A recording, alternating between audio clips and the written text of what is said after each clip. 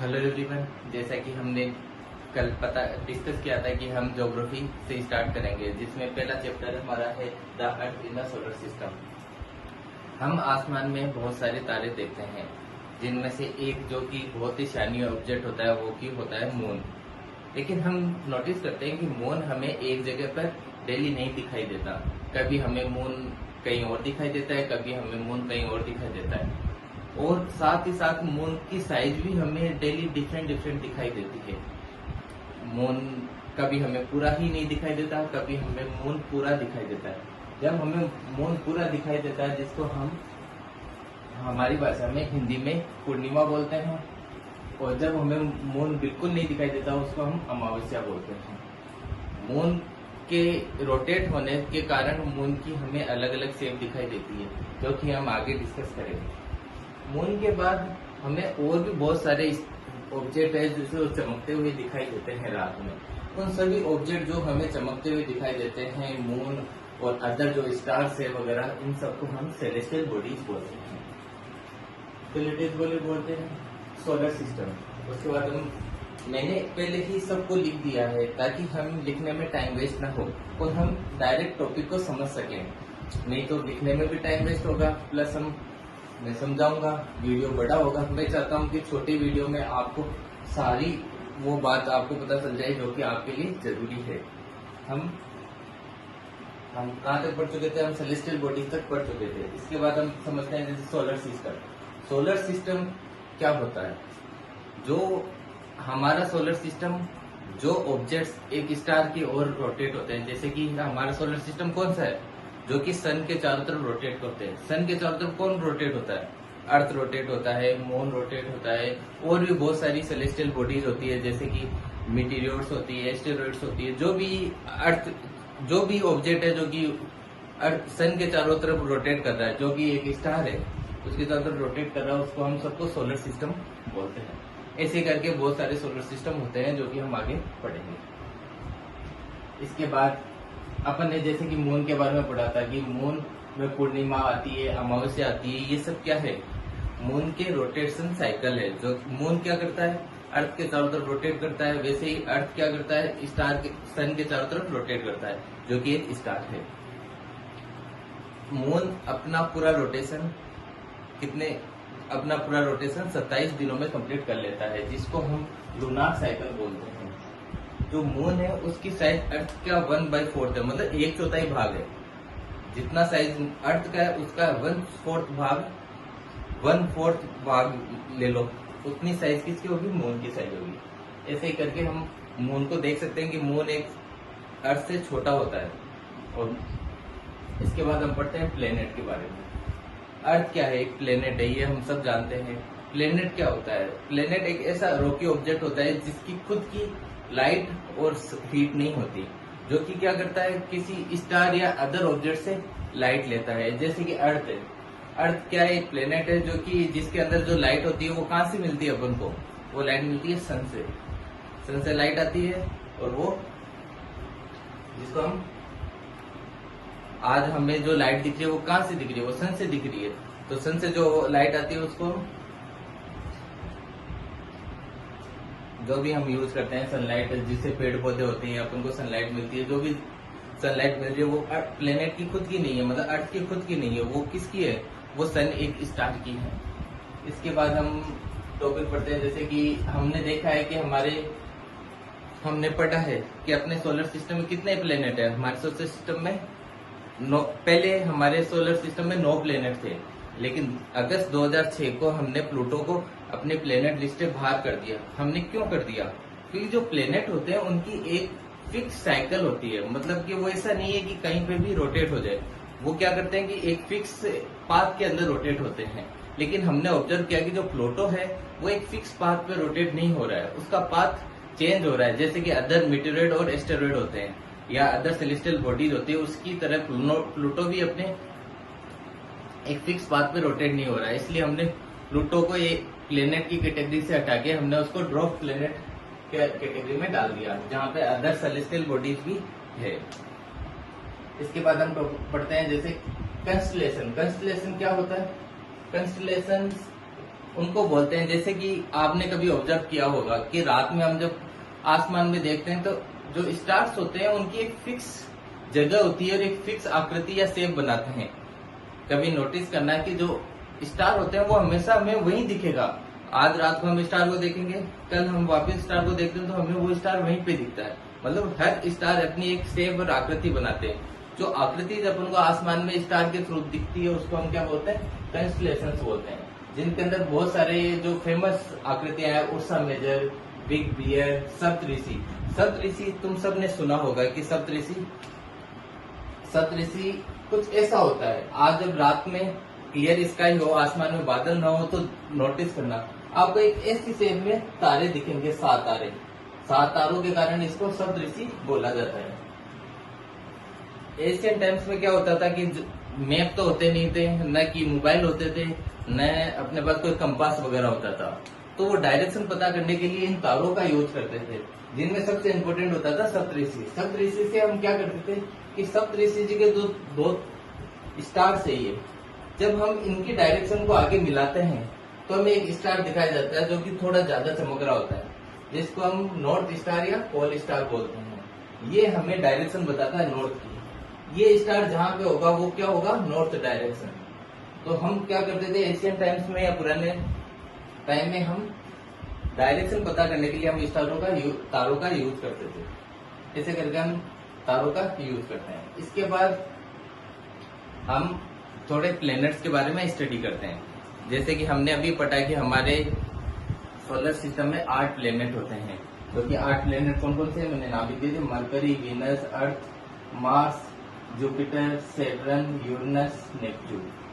ऐसे करके हमारी सोलर सिस्टम में 8 प्लैनेट होते हैं, जिनमें की अर्थ की जो पोजीशन होती है वो कौन सी होती है, 3rd होती है। पहले सबसे पहले सन के पास में क्या होता है, मरकरी, उसके बाद क्या होता है वेनस, उसके बाद होता है अर्थ, अर्थ के बाद होता है मार्स, मार्स के बाद जुपिटर, जुपिटर के बाद सैटर्न, सैटर्न के बाद यूरेनस, यूरेनस के बाद नेपच्यून।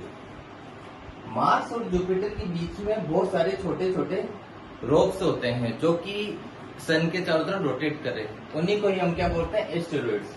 एस्टेरॉइड कहाँ होते हैं, मार्स और जुपिटर के बीच में, जो कि सिमिलर जैसे प्लेनेट सन के चारों तरफ घूम रहे हैं ऐसे वो भी सन के चारों तरफ घूम रहे होते हैं।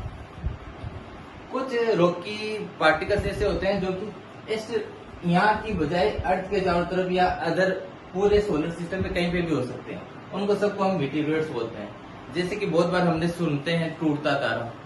टूटता तारा बेसिकली क्या होता है, एक मीटियोरॉइड्स होता है जो कि अर्थ के सोलर सिस्टम मतलब अर्थ के एटमॉस्फेयर के अंदर आने की कोशिश करता है। जब एटमॉस्फेयर के पास से निकलता है, एटमॉस्फेयर के पास से गुजरता है, तो क्या होगा कि गैस के अपने एटमॉस्फेयर में बहुत सारी गैसेज है, जिनके फ्रिक्शन से क्या होगा कि वो जलना स्टार्ट होगा, वो हीटअप होगा। हीटअप होने से या तो वो एक अपन को फ्लैश लाइट की तरह दिखेगा, जिसको हम टूटता तारा बोलते हैं। एक फ्लैश लाइट आती है और वो बंद हो जाती है, मतलब 1 सेकंड के लिए हमें दिखाई देगा चमकता हुआ एक फ्लैश की तरह। तो ये क्या है, एक मीटियोरॉइड्स है। बहुत बार क्या होता है कि वो पूरी तरह से बन या जल नहीं पाता और वो अर्थ पे जाके गिर जाता है। जब अर्थ पे गिरता है तो वहां पे एक होलो टाइप शेप बन जाता है। जैसे हमने तुम क्रेटर झील्स के बारे में सुना होगा। क्रेटर लेक जो कि महाराष्ट्र के अंदर है, उसको हम लूनार लेक भी बोलते हैं। वो क्यों बोलते हैं, क्योंकि वो एक मीटियोरॉइड के गिरने की वजह से बनी है, ऐसा हम मानते हैं। ठीक है, अर्थ की पोजीशन हमने देखा कि 3रे पे है। ठीक है, अर्थ अपनी साइज में 5th लार्जेस्ट है। सबसे बड़ा लार्जेस्ट प्लेनेट कौन सा, अपना जुपिटर। मैंने उनके साइज के हिसाब से बढ़ते हुए क्रम में मैंने उनको नंबरिंग दी है। इसमें सबसे बड़ी साइज किसकी होती है, जुपिटर की। और अर्थ कितना होता है, 5th लार्जेस्ट। सबसे बड़ा जुपिटर, फिर सैटर्न, फिर यूरेनस, फिर नेपच्यून और उसके बाद क्या आता है, अर्थ। और आगे से देखें तो सबसे छोटा होता है मरकरी, उसके बाद होता है मार्स और उसके बाद वीनस। वीनस को हम ट्विन स्टार, हमारे अर्थ ट्विंस भी बोलते हैं। अर्थ ट्विंस क्यों बोलते हैं वीनस को, क्योंकि वीनस की जो साइज और शेप और आकृति है ना, वो अर्थ जैसी है, इसलिए हम वीनस को अर्थ ट्विंस भी बोलते हैं। अर्थ ट्विंस भी बोलते हैं। अपना मीटियोरॉइड्स हो गया। अर्थ की जो शेप होती है वो जियोइड टाइप का शेप होती है। जियोइड कैसा शेप होता है, जियोइड होता है कि मेरे पास एक बॉल है, समझो कि एक मेरे पास टेनिस बॉल है मैं उसको दोनों तरफ से दबा दूं, दबाने के बाद जो शेप बनती है उसको क्या बोलते हैं, ज्यूएट शेप। समझो कि एक मेरे पास टेनिस बॉल है, मैं इसको ऊपर से भी प्रेस कर देता हूँ और मैं इसको नीचे से भी प्रेस कर देता हूँ, तो एक ऐसी शेप बनेगी, मतलब ऊपर नीचे से सपाट दबी हुई जो शेप होती है, इसको क्या बोलते हैं, इसको हम ज्यूएट बोलते हैं। और जो कि अपने अर्थ में अपन को पता है कि 70% वाटर है, तो इसको हम ब्लू प्लेनेट भी बोलते हैं। ये अर्थ के स्पेसिफिकेशन हो गए। कंस्टेलेशन पढ़ लिया, सप्तऋषि पढ़ लिया, नॉर्थ स्टार, प्लूटो, सब ये हमने पढ़ लिया। अब एक चीज और होती है इसके अंदर, मिल्की वे। मिल्की वे क्या होता है? अपन जब भी स्काई में देखते हैं तो बहुत बार ऐसा होता है कि हमें बहुत सारे तारे, मतलब एक सफेद सफेद सा व्हाइटिश सा ना अपन को क्लस्टर दिखाई देता है तारों का। तो तारों का क्लस्टर होता है, उसको हम मिल्की वे बोलते हैं। मिल्की वे के अंदर क्या होगा कि बहुत सारे तारे पास पास, जैसे माइक्रोस्कोपिक लेवल पे आप देखोगे तो आपको बहुत सारे तारे एकदम पास पास दिखाई देंगे, जिसको हम एक मिल्की वे बोलते हैं। मिल्की वे गैलेक्सी, उसको हम मिल्की वे गैलेक्सी बोलते हैं। पुराने जमाने में क्या होता था कि हम उसको बोलते थे कि लाइट की एक गंगा, रिवर, मतलब रिवर्स ऑफ लाइट बोला जाता था, reverse of light like Ganga. तो हम उसको आकाश गंगा भी नाम, पुराने जमाने में जो सप्तऋषि होते थे वो उसको क्या नाम दिया था, आकाश गंगा नाम दिया था। बेसिकली मैंने आपके सारे टॉपिक जो फर्स्ट चैप्टर के अंदर जो भी टॉपिक्स थे या जो भी इम्पोर्टेंट क्रम थी वो मैंने बता दिए। हम हमेशा क्या करेंगे कि चैप्टर के बाद उस चैप्टर से रिलेटेड कोई फैक्ट है तो वो भी हम पढ़ेंगे, उसके बाद उसके फैक्ट पढ़ेंगे। प्लस यदि आप चाहते हो कि हम उसके क्वेश्चन आंसर भी करें तो आप कमेंट में बता देना, हम उसके क्वेश्चन आंसर भी करेंगे। और यदि आप चाहते हो कि मैं आपको सबकी डेफिनेशन बताऊं, एक एक करके लिखाऊं, तो वो भी आप बता देना। लेकिन मुझे लगता नहीं कि उसकी जरूरत है, क्योंकि आप बुक से डेफिनेशन को पढ़ सकते हो। यदि मैंने यहाँ पे आपको समझा दिया तो आप, जैसे मैंने आपको समझाया कि सेलेस्टियल बॉडीज क्या होती है और आसमान में जो भी हमें शाइनी ऑब्जेक्ट दिखता है तो उसको हम सेलेस्टियल बॉडीज में काउंट करते हैं। तो सेलेस्टियल बॉडीज के बारे में डेफिनेशन आप बुक से पढ़ सकते हो, वो बड़ी हेडेक नहीं है, क्योंकि यदि मैंने आपको समझा दिया तो आप पढ़ सकते हो। अदरवाइज आपको लगता है कि मैं उनकी डेफिनेशंस भी लिखाऊं तो आप मुझे कमेंट्स में बता देना, मैं आपको उसकी डेफिनेशंस भी लिखवा दूंगा। अदरवाइज मैंने आपको सारे उसमें जितनी भी टर्म्स थी वो सारी समझा दी है, और जो फैक्ट है वो हम अभी देखते हैं।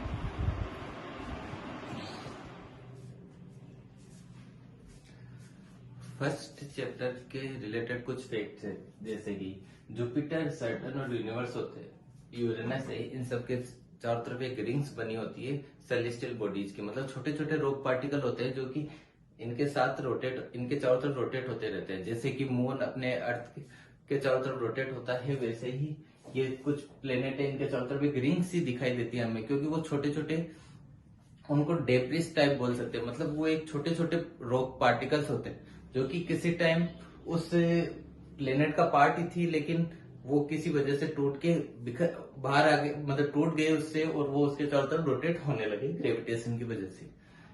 इसके अलावा हमने अभी सैटेलाइट के बारे में बात की थी, जैसे कि अपने नेचुरल सैटेलाइट मून के बारे में बात की थी, वैसे ही आजकल आर्टिफिशियल सैटेलाइट भी होती है, जो कि क्या होती है, ह्यूमन द्वारा बनाई जाती है अर्थ के, जो कि सिमिलर मून की तरह अर्थ के चारों तरफ रोटेट होती है, जो कि हमारी सुविधा के लिए, टेक्नोलॉजी के लिए बनाते हैं। जैसे कि हमारी एक इंडिया की एक ऑर्गेनाइजेशन है इसरो, जो कि क्या करती है, आर्टिफिशियल सैटेलाइट बनाती है, जिनके नाम है इनसेट, IRS, एड्यूसेट। ये सब क्या करती है, हमारी जैसे इनसेट है, ये हमें नेविगेशन में हेल्प करती है। ऐसे करके बहुत सारी होती है सैटेलाइट्स, आर्टिफिशियल सैटेलाइट। अलग अलग कंट्रीज अपनी अलग अलग आर्टिफिशियल सैटेलाइट बनाती है, जो कि खुद की हेल्प के लिए बनाती है। उसी तरह सिमिलर इंडिया भी अपनी सैटेलाइट बनाता है। इसके अलावा हमने जैसे एस्ट्रोनॉमर्स कौन होते हैं? एस्ट्रोनॉमर्स वो होते हैं जो कि सेलेस्टियल बॉडी की स्टडी करते हैं। बेसिकली ये नाइट में ऑब्जर्व करते हैं कि सेलेस्टियल बॉडी की जो मूवमेंट है वो क्या है, उनकी पोजीशन क्या है, इन सब के बारे में पता करते हैं। इनमें से एक फेमस एशियन एस्ट्रोनॉमर था कौन? आर्यभट्ट, जिनके बारे में तुम सब जानते हो। आर्यभट्ट बहुत ही फेमस एस्ट्रोनॉमर है अपने इंडिया का। इसके अलावा हम नील आर्मस्ट्रांग के बारे में पढ़ सकते हैं कि नील आर्मस्ट्रांग पहला मैन था जिसने मून पे कदम रखा था 21 जुलाई 1969 के अंदर। इसके अलावा हमने, जैसे मैंने अभी बात की अर्थ के बारे में, सोलर सिस्टम के बारे में, मिल्की वे के बारे में, जो कि एक यूनिवर्स का पार्ट होती है। यूनिवर्स के अंदर मिल्की वेज आती है, मिल्की वेज के अंदर एक सोलर सिस्टम होता है, और सोलर सिस्टम के अंदर प्लेनेट और सन मतलब स्टार्स वगैरह होते हैं। ऐसे करके एक पूरा यूनिवर्स बनता है। इसके अलावा हम जैसे कि हमने पढ़ा था कि सन है जो कि अर्थ के चारों तरफ रोटेट करता है, लेकिन डिस्टेंस कितनी है वो आप देख सकते हो कि एक सन और अर्थ के बीच की डिस्टेंस 150 मिलियन किलोमीटर है। जिस और जो लाइट होती है, लाइट की जो स्पीड होती है वो 3 लाख किलोमीटर पर सेकंड होती है। इसके बावजूद लाइट को अर्थ तक पहुंचने में 8 मिनट के अप्रोक्स टाइम लग जाता है, यानी कि अर्थ से सन बहुत ही दूर है। इसके अलावा कुछ टर्मिनोलॉजी होती है, जैसे कि लॉजी का वर्ड हम यूज करते हैं जहां पे हम स्टडी किसकी करते हैं, अर्थ की। हम मेट्री का यूज जहां करते हैं, मेट्री नाम से पता चल रहा है क्या, मेजरमेंट। जब हम मेजरमेंट के लिए बात जाएंगे तो हम किस वर्ड का यूज करेंगे, बैटरी का। ओइड अपन ने अभी पढ़ा था कि शेप क्या होती है अर्थ की, जियोइड होती है। ओइड वर्ड जहां भी आ जाए उसका मतलब क्या है, हम किसी शेप के बारे में बात कर रहे हैं। जियोइड है अर्थ की शेप के बारे में बात कर रहे हैं। जियोलॉजी यानी अर्थ की स्टडी कर रहे हैं। जियोमेट्री यानी मेजरमेंट किसका करते हैं, अर्थ का। इसी तरह ये कुछ टर्मिनोलॉजी थी जो कि बच गई थी। इसके साथ ही हमारा फर्स्ट चैप्टर कंप्लीट होता है।